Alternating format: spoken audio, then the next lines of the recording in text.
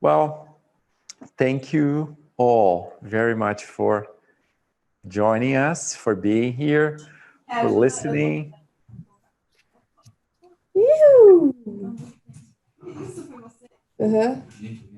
Well, I cannot stop saying this very same line, but it's very true. It's with all the difficulties and challenges, this whole pandemic thing has a beautiful upside. I could never see you with this level of clarity and even intimacy without all this. So it's very nice. I'm here tonight. I don't know what. At least it's night in my place. So I'm here tonight to share a few ideas with you. Stop laughing, Sarah. Come on, behave yourself.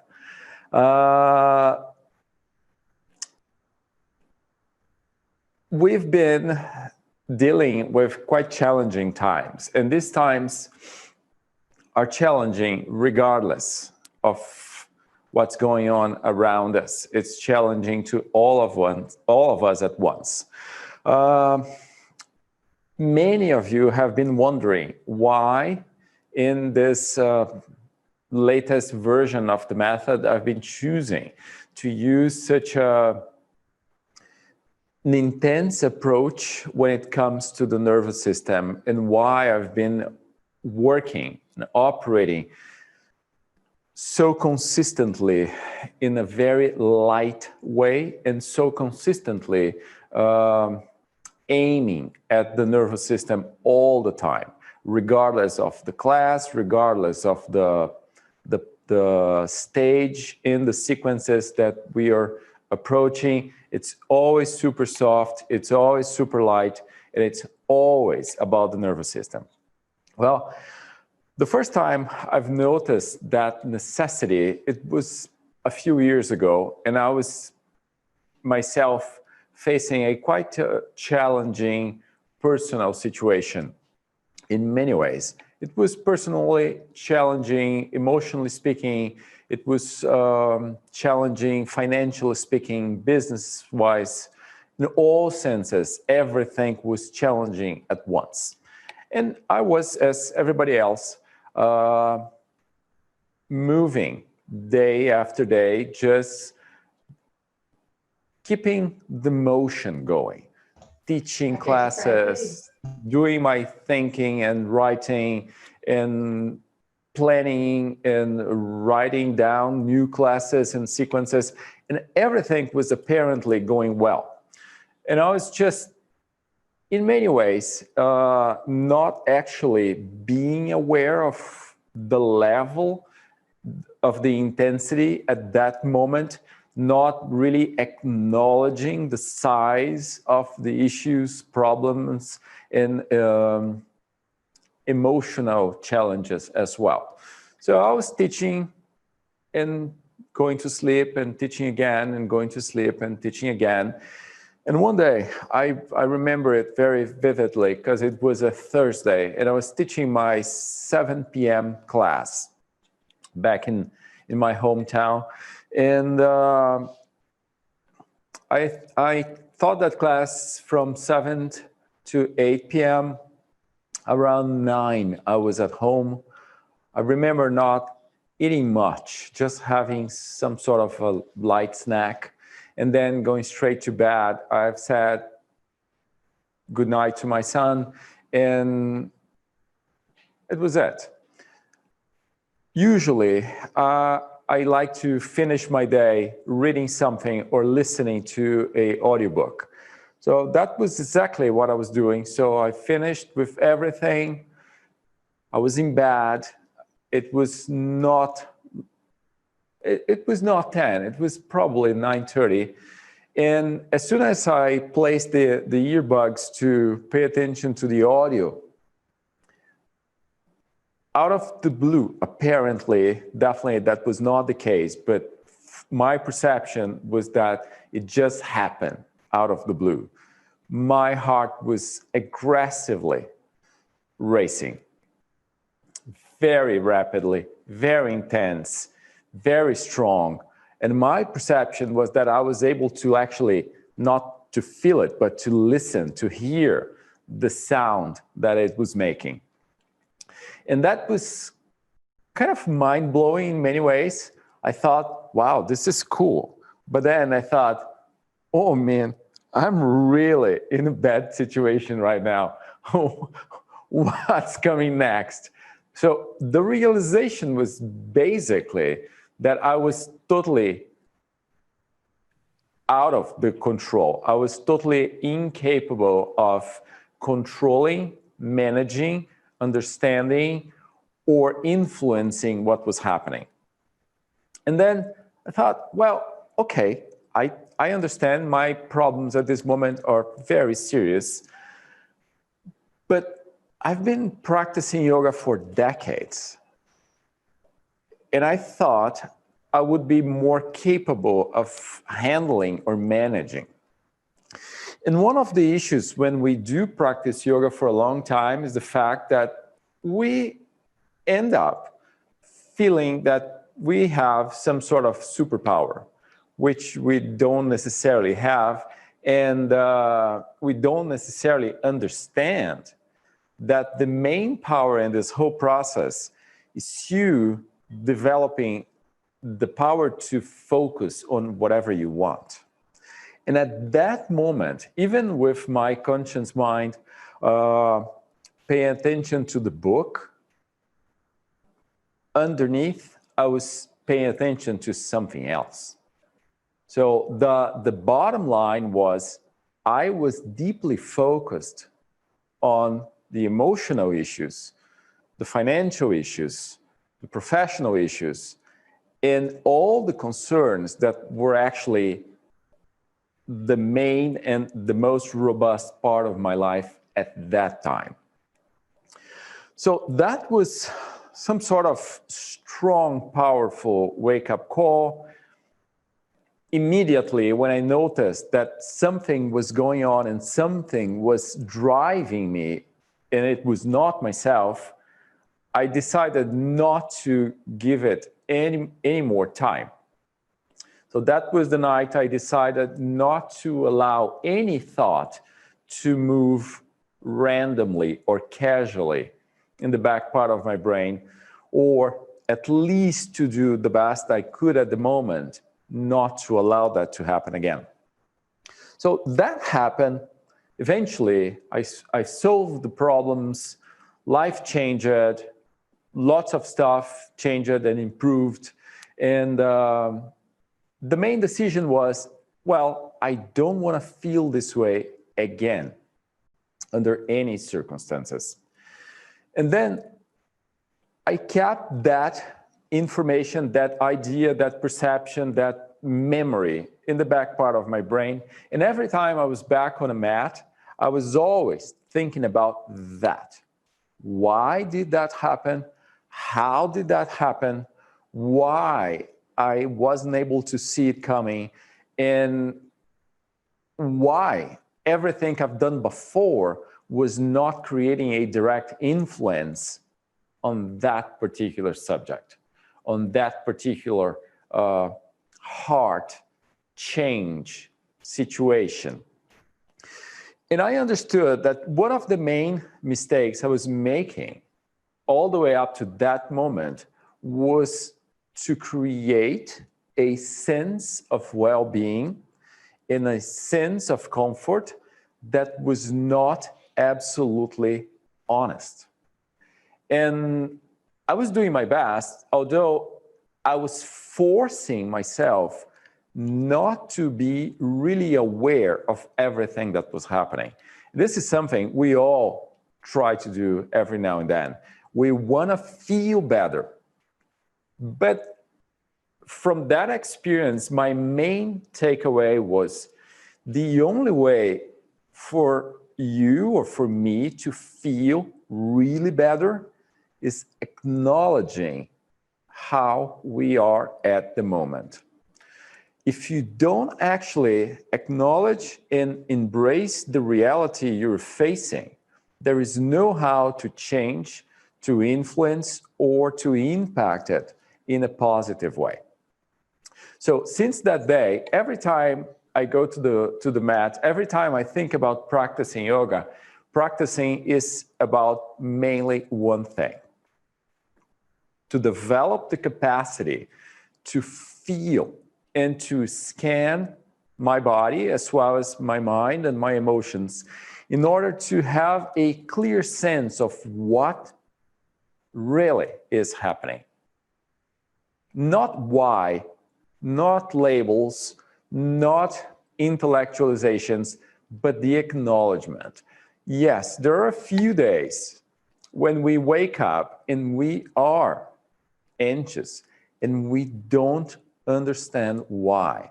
Sometimes we know, sometimes we have issues and problems and situations. We can easily trace the sensation, the emotions back to it.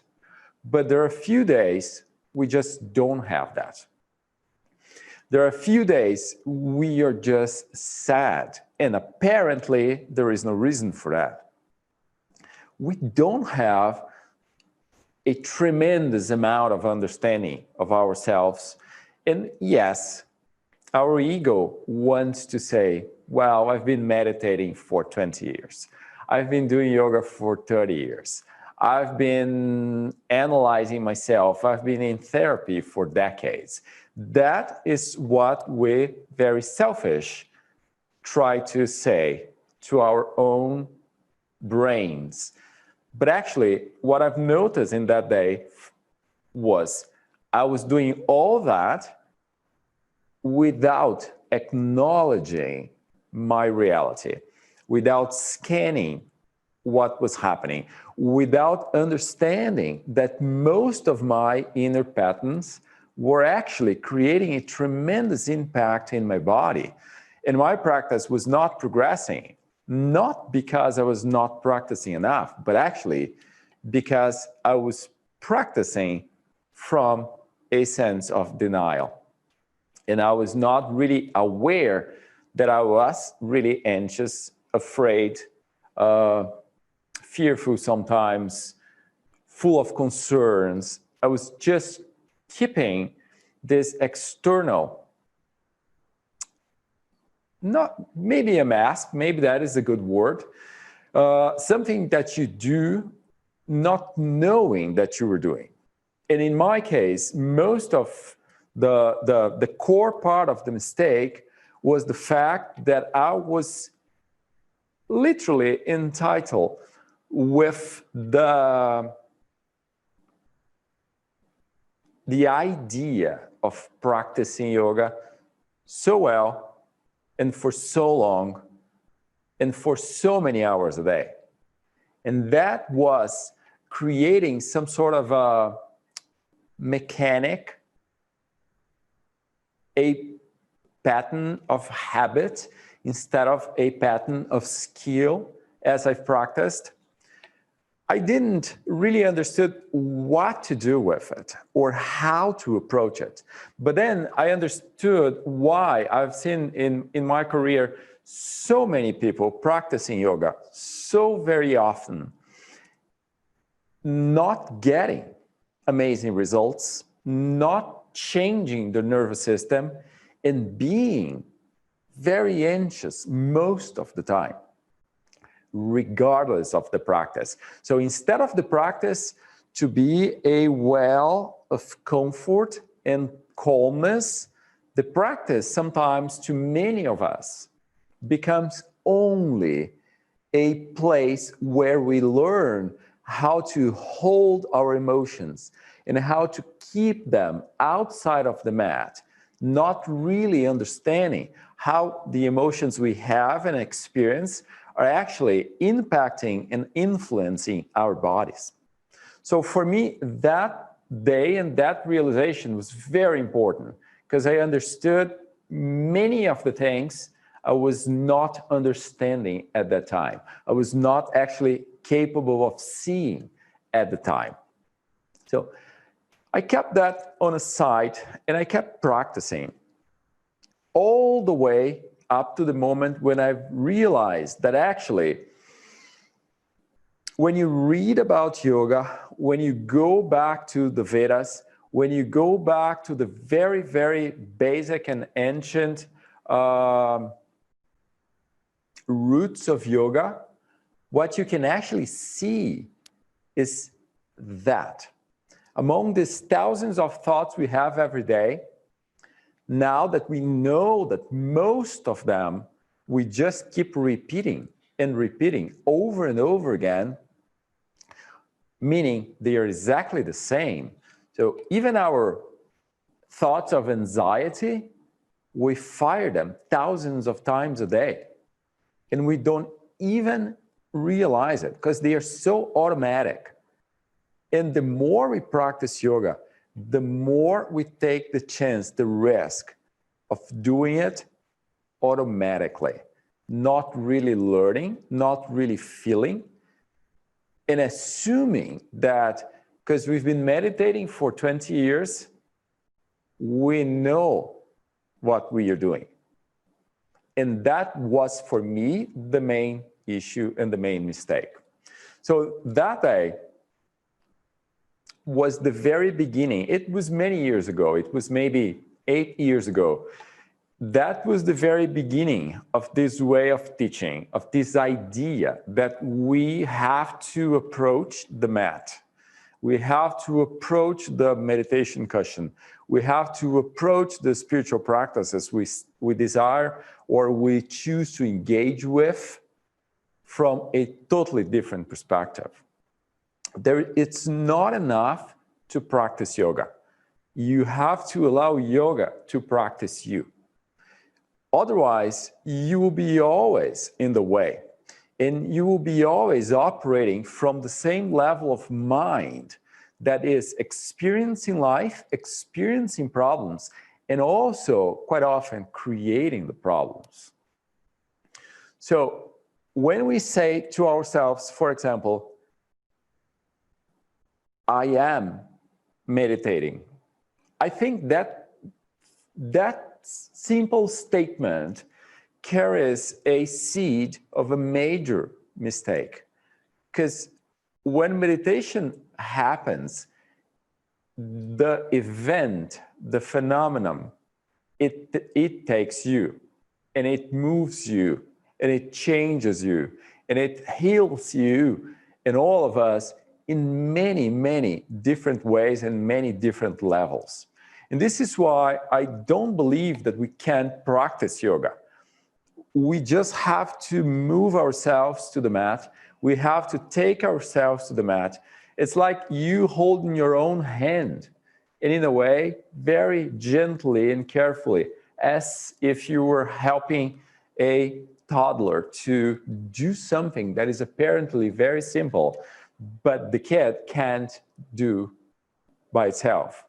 It has to learn. So it's about you teaching you very kindly a totally new and different skill. And this is why I think the practices we do and the way we have to engage with our moments of anxiety is, first of all, the establishment of this very open point of view. Yes, you were anxious. You didn't get to this point randomly. It did not happen to you.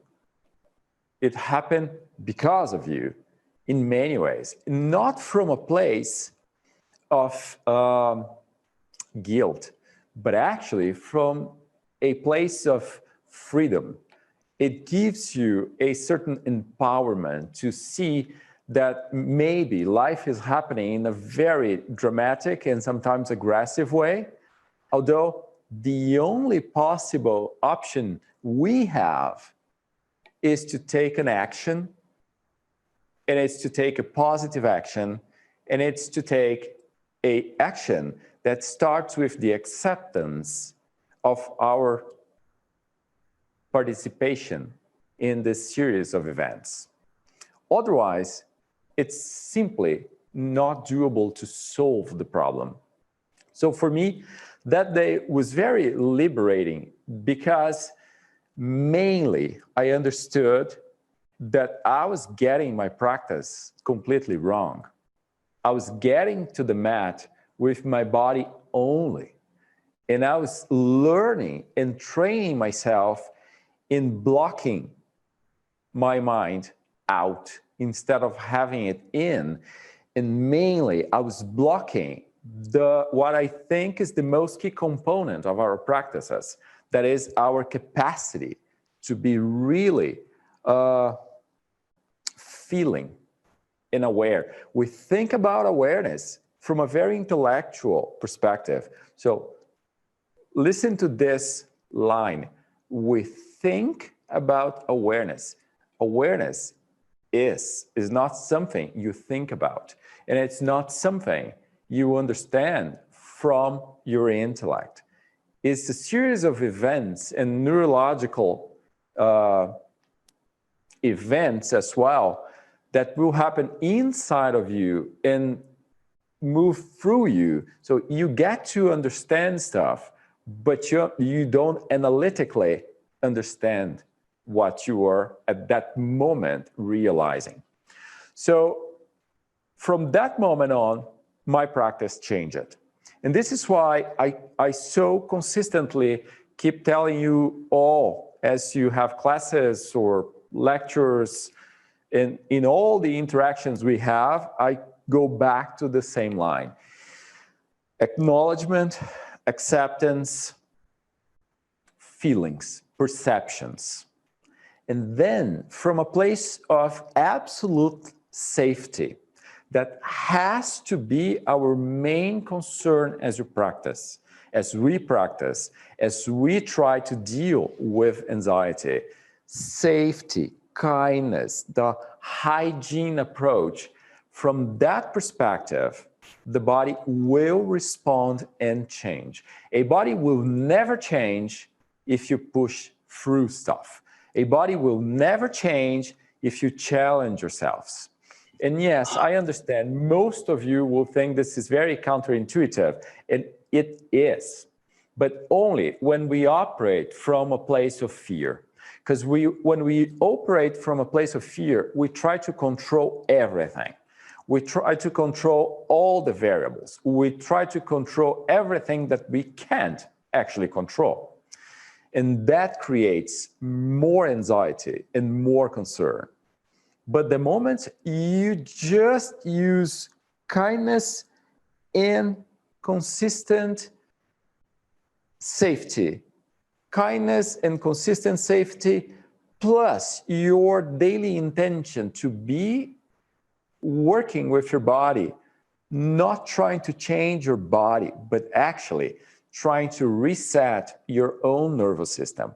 That is the best thing you can do. And at the moment you do that, so you don't go to the mat to improve your lower back, you don't go to the mat to improve your knees, you don't go to the mat to meditate, controlling everything. You go to the mat just to establish a very sweet and kind hygiene habit.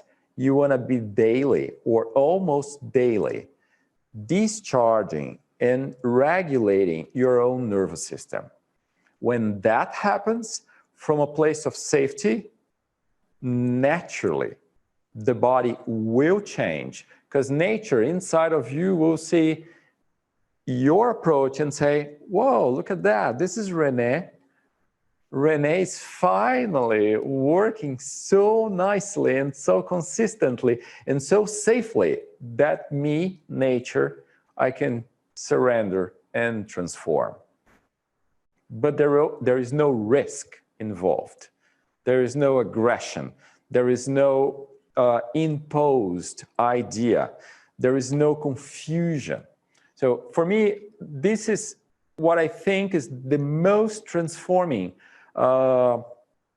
aspect of yoga. It's the fact that it's so intelligent, it's so well developed, it's been so many thousands of years of evolution.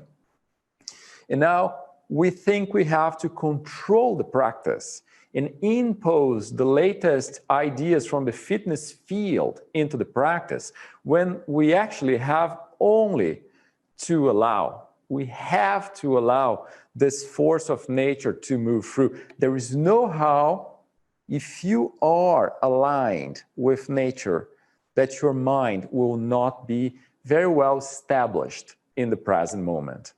And being present means there is no chance for you to experience anxiety. And eventually, it gets ingrained in you. So you can see, and you can actually see your emotions and feelings and thoughts running. And you can feel that you remain the same place, the same sort of centered perspective. So for me, the whole thing in regards to anxiety in our society today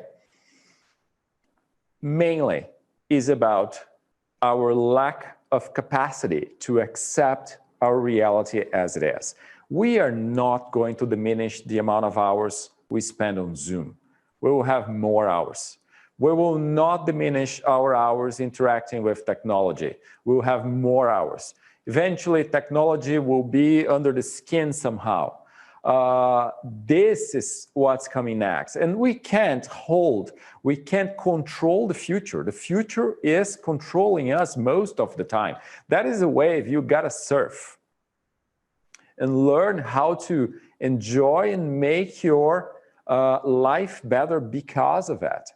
But that depends a lot on our capacity to accept, and because we accept, we influence its consequences, and we learn to play with that. So anxiety for me is a lot about that. Accepting, embracing, and because we accept and embrace, as we move through, we learn to develop this power of focus. So we learn to use anxiety in our favor, becoming more productive, and then we learn to disengage, as if you practice having a little sabbatical every day. Just a little hour that is absolutely yours and only yours for you to recalibrate and recharge. So yes, it's a modern thing. No, we've been always like that. We've had different concerns back in the day. Now we have more not tangible concerns, but it's the same. Our mind has evolved under stress. So we've learned as a species how to forecast the worst case scenario in every single situation. But now we don't live anymore in scarcity all the time. This is an extremely abundant world, and we as a species are still wired to think differently. And this is one of our main issues and difficulties. So as we practice yoga, there is this potential. And the potential, I'd like you not to see yourselves trying to control the world, to control anxiety, but instead developing your capacity to choose your focus, to choose focusing on whatever you want. And that capacity can exist only if you accept the reality you are experiencing right now. So it's just like we do on a mat. There is no how you will positively impact your shoulder pain because your shoulder has been replaced a few years ago if you don't accept. As long as you keep saying, I have this pain because of this surgery, you will not dissolve it. You actually have a highly functional shoulder because of the surgery. Decades before, you would not have that, and your quality of life would be a lot less. Now, because we have these beautiful technologies, we can have replacements. So the replacement is not the area of your body that is in trouble. It's the best, is the brand new area of your body. And yes, you might have pain, but it would be a lot worse without it. That is my perspective. So nothing that we do on the mat, we can do if we deny our reality. Our reality is the surgery, the accident, the trauma, and we embrace kindly. And because we embrace and accept, we can influence and change and impact the way it unfolds in our lives. So yoga is not, and this has been a quite wrong interpretation from the Vedas and the sutras. We think about yoga in terms of controlling your mind, controlling your breath, discipline the body. And my perception is miles away from that. I don't think we can control anything. I think the only way to practice yoga is super kind. It does not involve control, but involves self-education. And we can think about ourselves developing this idea of self-education if we think of ourselves as adults. Because actually, the places inside of us where we need self-education are just little children. And you can be 70 or 80. Our basic emotions are always the same.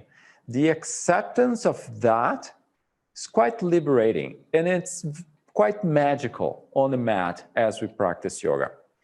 So my suggestion, first of all, is that you practice yoga because it's highly effective, although not from a place of discipline and rigid enforcement, but instead from a super sweet and kind place that you really feel that you don't have a discipline, but you just hold yourself by the hand and take you to the mat over and over again to create the habit of reorganizing your nervous system, all the way up to the point when this habit will become a skill. And that skill, it's just about the nervous system. It's just about you discharging your brain from all this overwhelming technologies and new devices, new waves of information, viruses, fear, politics, everything we have in our minds all the time.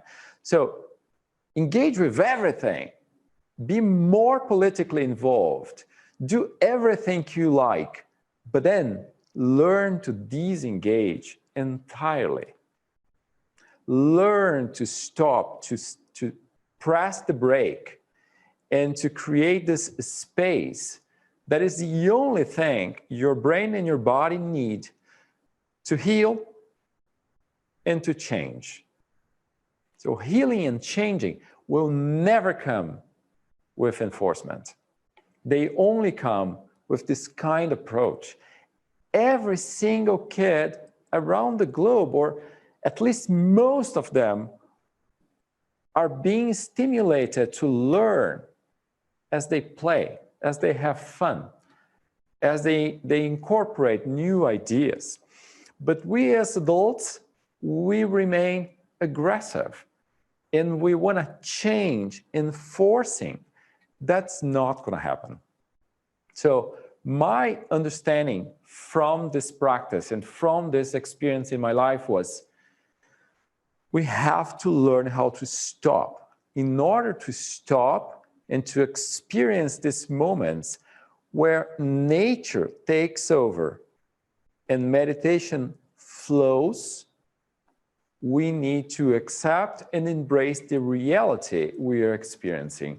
So there is no how for you or for me to practice yoga without perception and acceptance. That is my little message. Not shake, making sense? No. Interact a little bit, give me some feedback. Come on, Jane, say something. So now I'd like you to send, please, a few questions. And as you send the questions, my team will present a little video, because exactly now, at this very moment, we are reshaping the whole online school, and we are trying to make it more simple, more intuitive, more aligned with your necessities. So we will present that. Probably you will notice that as me speaking English, because there are a few mistakes. And it's undeniable, it's my version of the English language, not yours. So we will present the video now, and then I will respond to your questions, okay? Javi?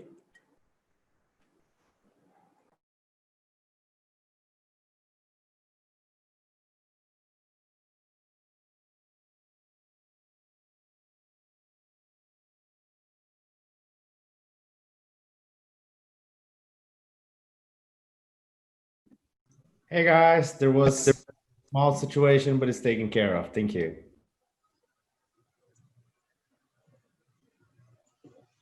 Hi, and thank you very much for coming to us at Kaiut Yoga. I am Francisco Kaiut, and I'm very happy to introduce you to the Kaiut online school. Very young, I had an accident with a fire gun in my hip, which caused me lots of chronic pain. For a long time, I researched, studied, and dedicated myself to discovering various therapies that could reduce this problem, but I didn't have any success. That is how I decided to combine some techniques and created a yoga method that eliminated my pain. Since then, I live a completely normal life. I'm pain-free. This method is the combination of all that I have learned in more than 30 years as a yoga teacher. It's the natural healing potential of the ancient art of yoga. I'm sure you've heard a lot about the practice of yoga and have seen a lot of people doing it. But what I assure you as well is that this method is completely different from any other types of yoga you have seen. Kaiut Yoga is different. It is a practice focused on the modern human being. We have created a transformative tool for the health of the body and the mind. I invite you to visit our online platform, which is always full of new and inspiring content. This is who we are, a team, a community, a school, ready to provide you with a new and transformative experience every single day. The Kaiut Yoga Online School is a 100% online education platform. And here we offer 4 types of content: therapeutic programs, series, premium subscriptions, and online events. In my life, I've come across students with so many different backgrounds and health conditions: MS, repetitive stress injuries, depression, high-performance athletes, high blood pressure, people over 90 and under 6 years old, people surviving cancer situations, many people looking for overall better health and quality of life. And I always see beyond my students' limitations. I look at who they are, I look at my student, and I see the potential of a body with more quality of life. I'm sure that one of our programs, one of our types of content will give you exactly what you need. Our therapeutic programs are sequences of classes for you to achieve a specific benefit in your body as well as in your mind. Our therapeutic programs have a suggested duration between 2 and 4 weeks, but if you are unable to do so during this period of time, don't worry. Listen to your body and move with consistency. The programs are suitable for those who want to start practicing Kaiut Yoga and want to see benefits and improvements from the very first classes. We have 5 different therapeutic programs to reduce chronic pain in the body, to reduce the impact of stress, anxiety, and compulsion for those who work or study sitting for all day and need to regain the mobility in their bodies to stimulate blood circulation and improve overall mobility. And for those yogis who already practice other methods and want to get to know better what we do here at Kaiut Yoga. The series are sequences of classes that gently introduce the Kaiut Yoga method in our search for the optimum. The series are sequences of classes that gently introduce the Kaiut Yoga method in our search for the optimum. This series present the initial classes of the method safely and have different lengths. You can choose the series that best fits your practice routine or personal schedule. With the sequences, step by step, you will deeply understand our purpose as a method. Our series are Introduction to the Kaiut Yoga Method with 10, 20, or 30 classes. 100 class challenge, I love this one, and individual classes. Our online events are immersions. They are available live and recorded. Check our catalog for available events. Premium subscription is our most complete plan. Here you will learn to practice consistently. There is so much content that you won't even know where to start. But don't worry, I'll guide you through this whole process. What you need is to establish the intention of being on your mat as frequently as possible, accessing your own nervous system. The Kaiut Yoga method is integrative and has become an incredible tool to eliminate and filter the burden of the modern world. Our premium subscription includes 7 classes per week. From Monday through Friday, you will take the same class as our physical locations, only from the comfort of your own home or anywhere you prefer. The weekend classes are exclusive to our premium subscribers. They are the newest and best version of this method. If you cannot practice live with me, don't worry. Classes are always available for more than a week for you, so you can practice at any time. And in addition to the live classes, within the premium subscription plan, you have access to more than 10 therapeutic programs and the entire series of classes. It does not stop there.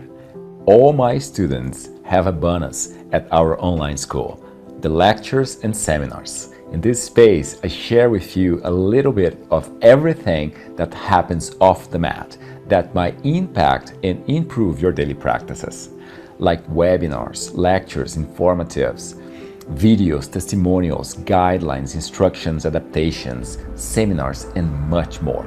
Yoga is not a physical activity. The first focus of yoga is always our mind. The Kaiut Yoga Online School was created for you to practice with me every day and from anywhere. Come with me now and join this journey to a life with no pain. Consistency is the foundation of our practice. Start now and be part of a community with more than 50,000 people around the world who practice Kaiut Yoga. You will find a team of certified and prepared teachers to personally help you with your yoga practice, and also count on our student success team for any questions or difficulties with technology. Kaiut Yoga is yoga for everyone. It is for you. Every day is a new chance. We have over 800 class plans for you to practice. Live classes every day. New therapeutic programs and class series. Apps for iPhone, Android, iPad, and Apple TV. 24-hour access to the online school for you to practice whenever you want. Team of teachers ready to support. Technology support. All this at your fingertips. What is your dream? What will your life be after the age of 90 years old? What would you like to do? Where would you like to be? I created the online school to provide a yoga practice for you to do everything you dreamed of. We have created a place of safety and comfort for you to arrive in the best place in the world, your functional longevity.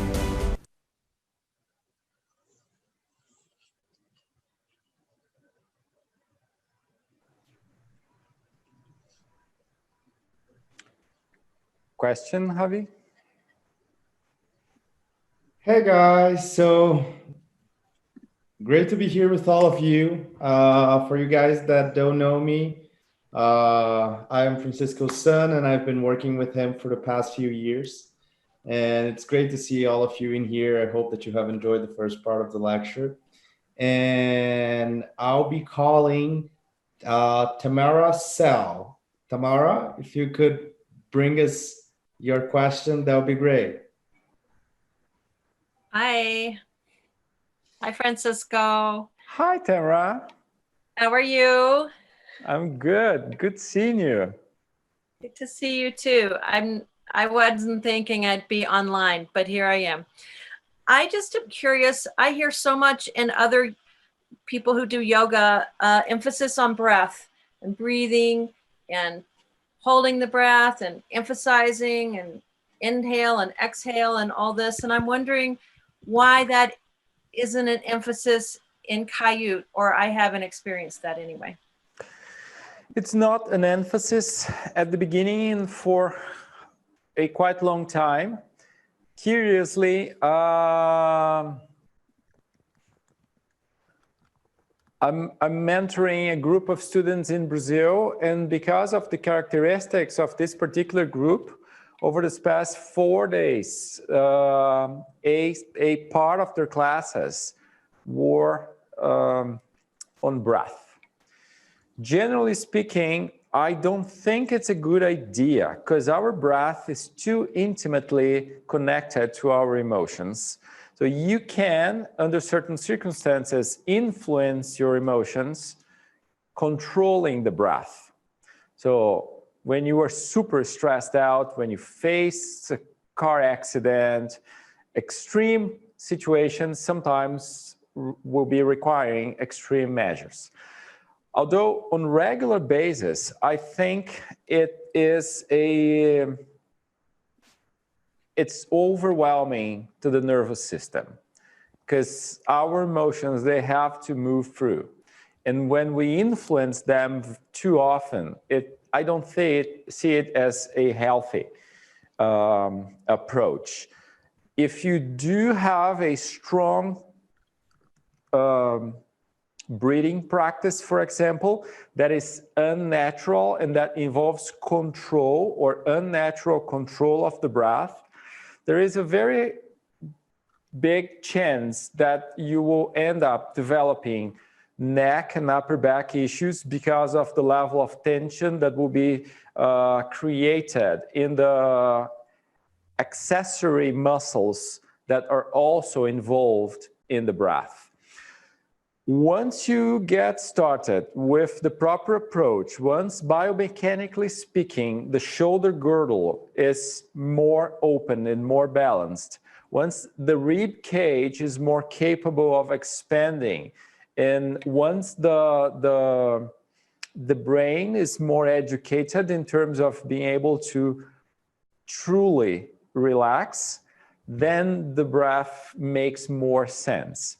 And then sometimes I go there and at the very beginning, I use it once again, using the same analogy.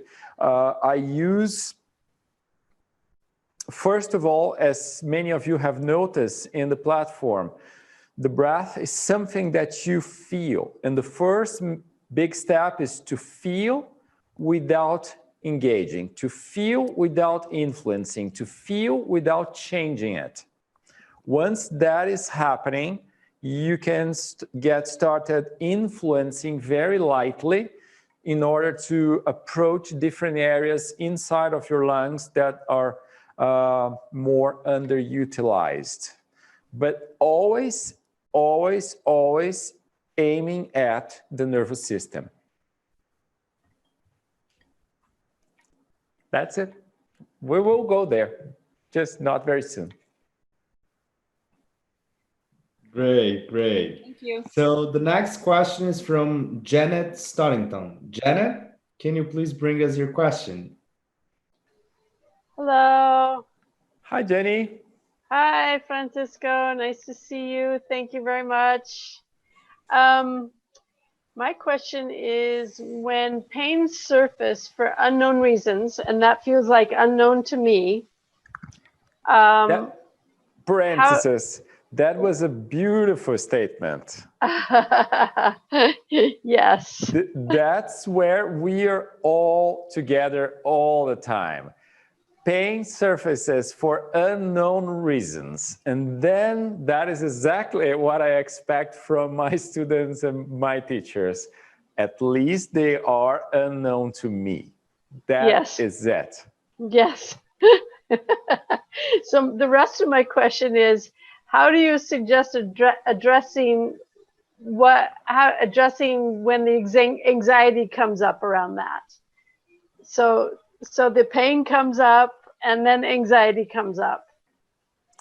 The pain comes up and usually frustration comes up first. Anxiety comes later on. Yes. Because of the frustration. Start at that pain. Yes, exactly. Okay, and there is a sense that we are guilt of something, and there is the fear and the concern that we've made mistakes somehow. But see, all those they do have specific triggers. At the moment you realize it's frustration, it's easier to strategize around it. And usually it involves a change in our state. It could be practicing more, it could be resting, it could be taking a break, it could be a more restorative approach, like a hot bath. Okay? But it's very important that you do not allow the state, mainly when it is an unbalanced state, natural but not productive at the moment, to define your action. So from a place of frustration, there is no how to establish progression. From a place of conflict and doubt, there is no how to establish a consistent practice. The last thing you want to do is to take your body to the mat and make decisions based on frustration. So when there is clearly something else going on, mainly if we don't really understand what it is, it's better to take a step back. It's better to go for a hike. It's better to go for a walk. It's better to go for something that breaks the chain. Otherwise, in conflict, in a state of frustration,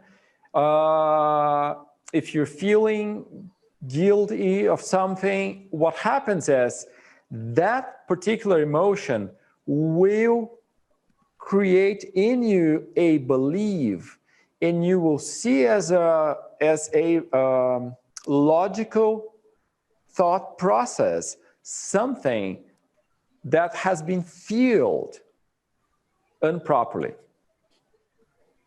Does that make sense? Yep.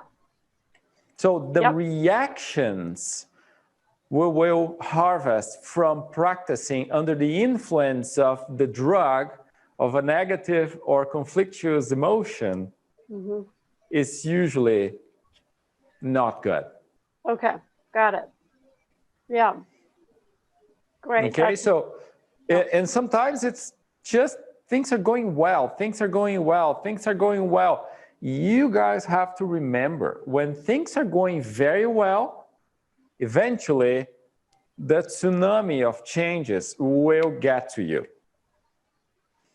Every time your body improves a tiny millimeter, there is a biomechanical wave that will move through the whole system. And usually the sensation of improvement is discomfort.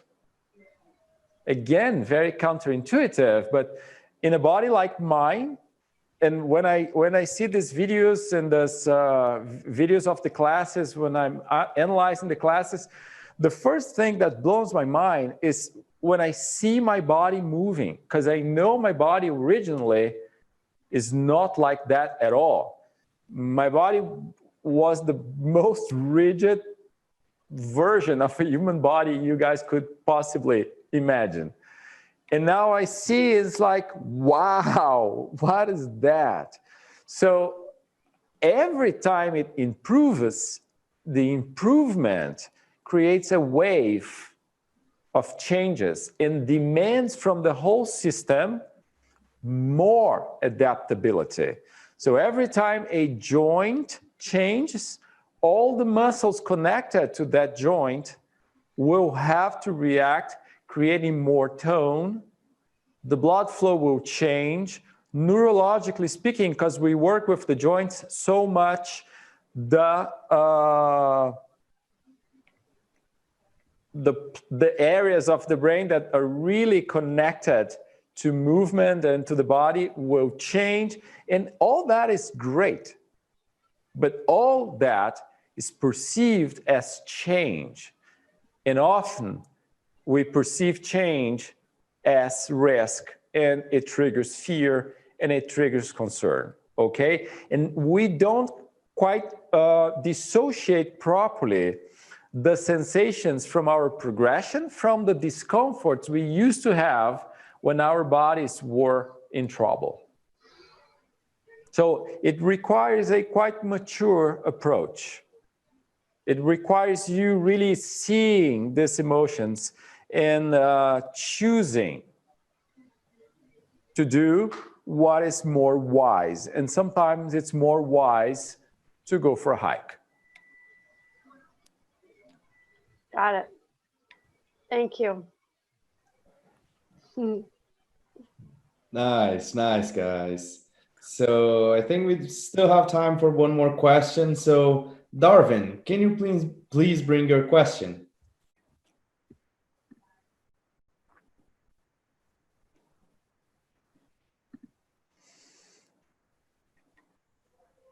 Hey, I think your microphone is off. Yeah, sorry about that. Can you hear me? Good seeing you. Good to see you too. I was just saying that I think I asked that question at the very beginning, and I think you actually addressed some of my questions about the layering of stress and anxieties. And I've seen a lot of that in myself over the last few years. And it's always amazing to me just how many layers there actually are, right?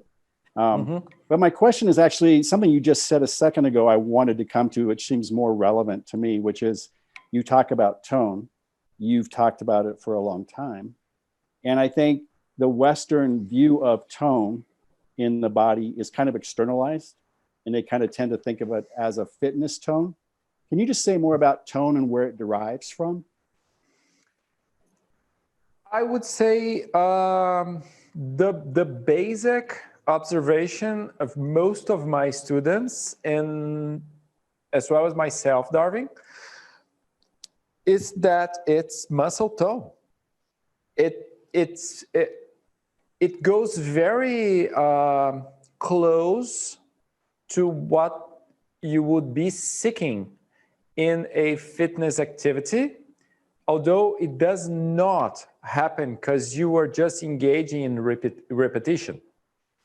It does happen just because there is neurological stimuli, blood flow, and there is the brain actually reading more space and more mobility. And because of that, the brain signaling that more muscle tone is actually required to create more structure. Does that make sense? Oh, absolutely, yeah. Yeah, so it's just that. But sometimes in my practice, when things move to another level or to a new level, that is quite overwhelming. Everything turns into a rock, and then time is necessary to process and to incorporate. Mm-hmm. And at these moments, when we experience these ramp ups in mobility that trigger the demand for more muscle tone, usually in those moments, Jenny, is when I feel that I need to back off, because sometimes the ramp up is very radical, and I understand that I'm stepping in a new area that I totally don't understand yet. And it's very also counterintuitive merging the two questions, the questions of the two of you, because we totally don't expect to age improving. Mm-hmm. So even our mind and our personality fights with that a little bit. We sort of advocate for the aging process and not for the good results. Emotionally, we do that sometimes, which is, guys, it's amazing. It freaks me out when I understand that I'm struggling because something is improving and I'm resisting. And I do that. I mean, we are humans, we do that. We very often resist to get better. And we have a hard time accepting the possibility.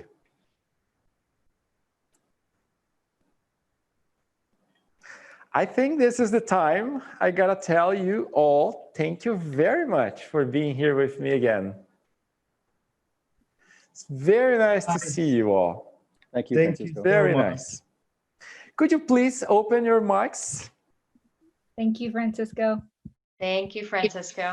Thank you, Francisco. See you, Francisco. Thank you, Javi. Thank you very much. Thank you. Thank you. Thank you, Francisco. Bye.